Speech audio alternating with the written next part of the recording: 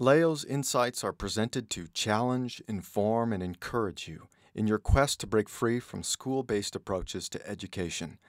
Building upon a foundation of unschooling, we sincerely hope these insights help you to consider how education can be truly unlimited. One of the biggest disappointments in life is either when parents or children fail. There are innumerable stories of how parents have failed children. In many ways, most of us feel a bit cheated by our own upbringing.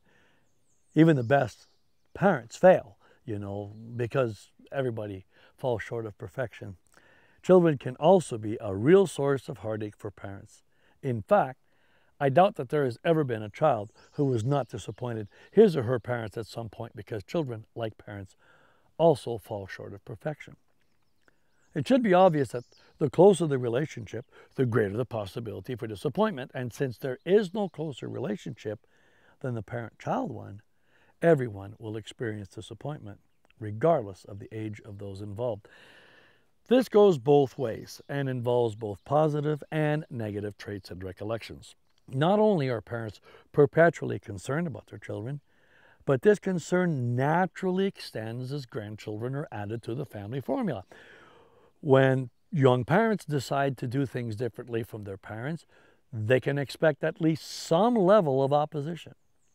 This is especially true of young parents deciding to be the first within a family to educate their children at home. There are actually two reasons why the parents or grandparents would get involved in this decision. When children decide to do something different from the parents, they are, in a way, disagreeing with how they were raised. Not every parent can take that kind of rejection, and some simply react negatively in self-defense. The most common reason parents get involved is simply a genuine concern for the well-being of their children and grandchildren. Many times these concerns are founded entirely on ignorance of what a home education is and how it benefits both children and family. Now, few things can incite more emotion than children walking away from the parent's belief system.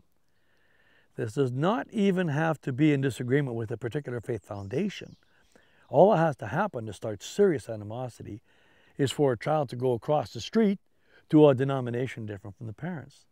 What is most amazing about these religious-based family feuds is that it usually has nothing to do with the faith as much as with how this faith is expressed.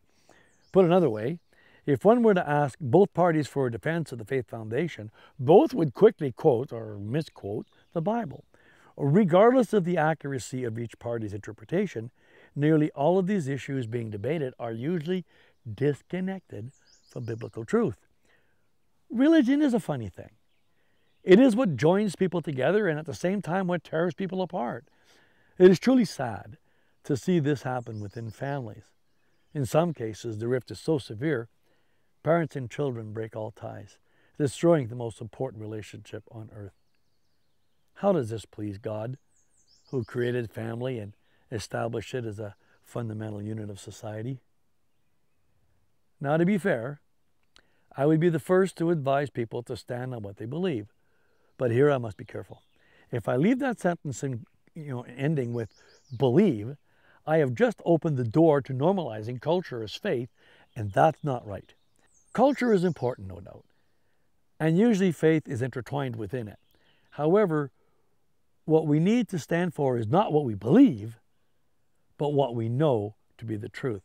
In other words, we must believe in something because it is true, and this is when we must be willing to defend our position. Alternatively, if something becomes true because we believe it, not only will we be in error, but we risk ruining relationship. Home education is a case in point. I have no problem defending and advancing it because common sense, experience, and history supports it.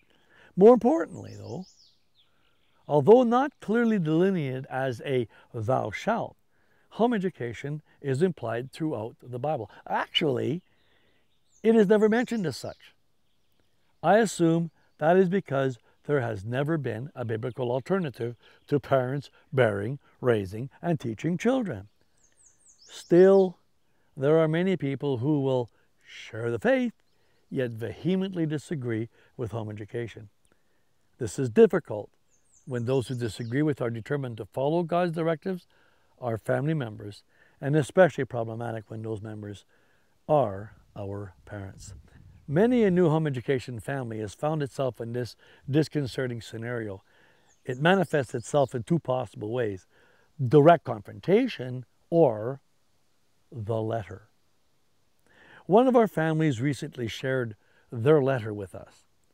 Brokenheartedly, they asked me how they should deal with it.